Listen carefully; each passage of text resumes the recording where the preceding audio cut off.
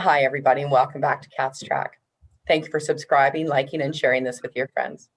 Today's episode is with my friend Vu Nguyen. Vu was born in Toronto, Ontario, and he tells me that his family are the most important thing to him. They are the big reason why Vu does what he does, and they support him no matter what. So nice. He also said that growing up in a household of all women gave him a unique perspective, and he learned a lot from them. I'm sure. Besides Vu's loved ones, he's most passionate about helping others achieve their highest potential. Friends, you'll find his full bio attached. Vu, thank you so much for joining us today. It's my absolute pleasure to be here, Catherine. Thanks for having me. Oh, I love it. I'm looking forward. Looking forward to your three things. Are you ready for the questions we sent your way? I am certainly ready. Awesome. What has been your greatest challenge in the last few months? Yeah, the past 2 months, whether we consider it COVID or not, given the nature of my business, we are poised for success being in the home fitness industry. Everybody's locked at home, so we're only poised to do well. But in that lies one of my biggest challenges, and it's in refining my mindset around just living in general. And I want to elaborate on that. Historically speaking, for someone like me, I am so independent. And I mean, independent to a flaw. In fact, I'm often the one that is offering my time and my services for free. And given that we're poised for growth, we're poised to do very, very well now and in the future. I've come to realize that in order for me to achieve that trajectory or the aspirations that I have for the business, I have to accept help. And that's the biggest challenge for me is asking for help, whether that's in form of more employees, contractors, mentors, advisors, coaches, what have you. It's asking for that help. And like I said, historically speaking, that is just not in my mindset. It's not in my paradigm to do. And I've started doing so over the past couple of months, and I'm starting to reap those benefits already. But even still, asking for more help is just something that, man, I really have to step outside of my comfort zone to do so. Well done to stretch yourself with that, because isn't it true? My dad, when he was alive, he had many dadisms, and one of them was no one gets anywhere without everyone.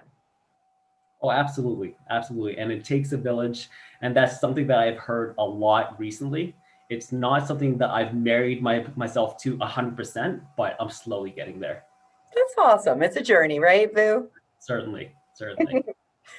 Awesome. And what are your three things? I'm so excited. I thought long and hard about this. I could give you 10 things. So, but the top three things, that was a challenge. But my number one thing is be careful of what you consume on social media. Mm. Social media has become our truth. Whether it's business or for pleasure, we spend hours and hours on social media. And that's not on a weekly basis. That's on a daily basis. Yeah. Now, social media, it has its pros and its cons. Its pro, of course, is it allows us to stay connected, especially in such a disconnected world as we are in today with the pandemic. But where it gets dangerous is whether it's for business or for pleasure. A lot of us go on there and we see things, we see what people are doing, what they're up to, what they're achieving, what they're succeeding in. And I think that's great if we use what we see as a source of inspiration. However, especially because I'm so intertwined with the entrepreneurship world, the fitness world, I see that they look at others, and rather than using them as sources of inspiration, we use them as our bar or measure of success. Right.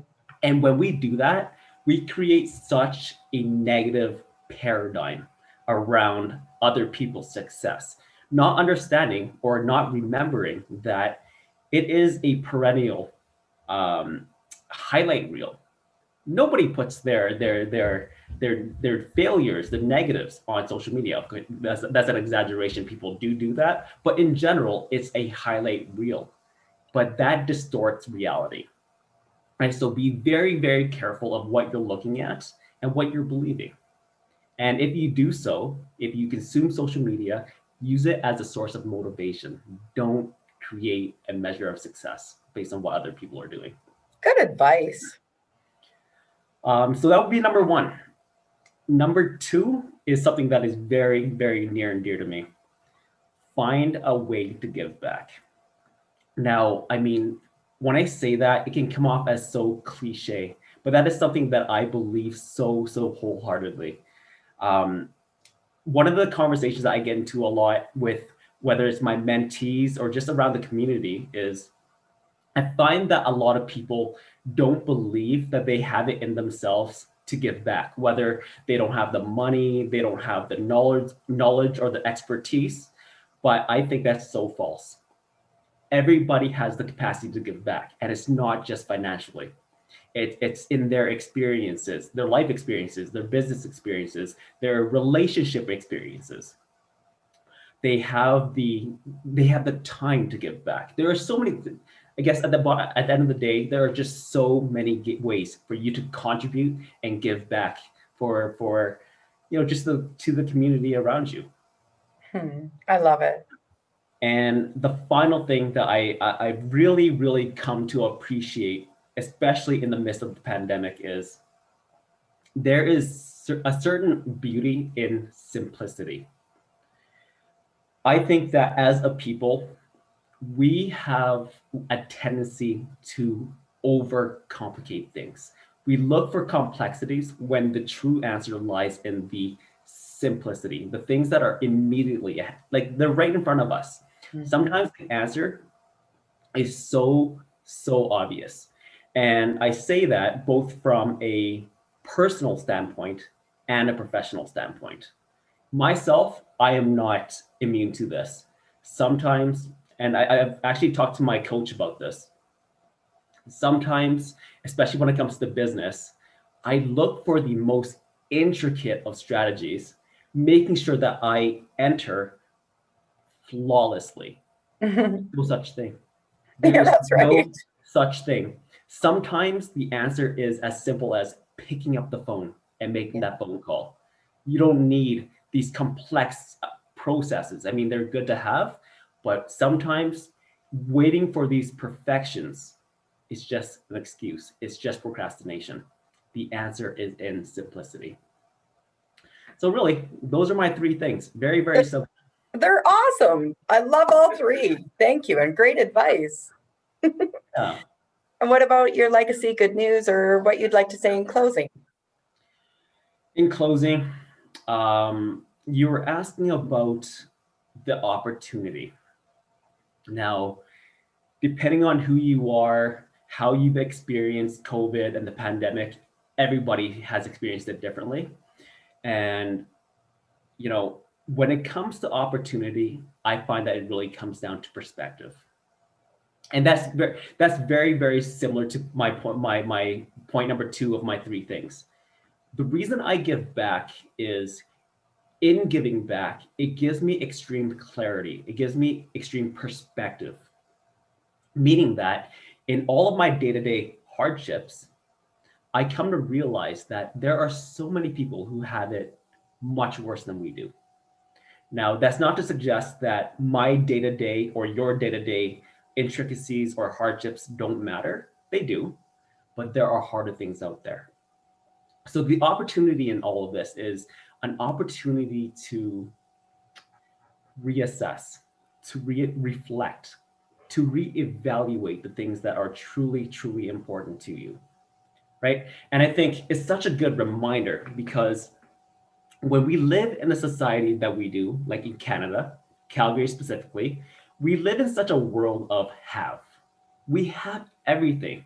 That's a blanket statement, but we have more than enough. And when we live in this world, we tend to overlook the things that we have, the simple things in life, right? Whether it's the time that you get to spend with your family, spend with your friends, food, shelter, conversation. It's until we are stripped or deprived of those things, do we get a chance to realize, man, I had it really, really good. Mm-hmm. And therein lies, for me anyways, the true opportunity that comes out of this. If and when this pandemic ends, that could be next month, it could be next year, who knows? But when it ends, take that opportunity to reflect, reassess, and reevaluate the things that are truly, truly important to you. Wow. Well done, Vu. Well done. Very, very good. I'm so glad you joined me today. Well, thank you, Catherine. Thanks for letting me share. Mhm. It's a great platform. I think you've had some really good guests. They've all had some very, very good points. So I'm just learning from them. You included, my friend. Thank you so much for joining. I really appreciate it. I appreciate it, Catherine. Everyone. Oh my gosh, Vu Nguyen. Please check him out and check out his really cool business too and great words of wisdom from a great man. Thanks for joining us on Cat's Track, and we'll see you next time. Have a great day.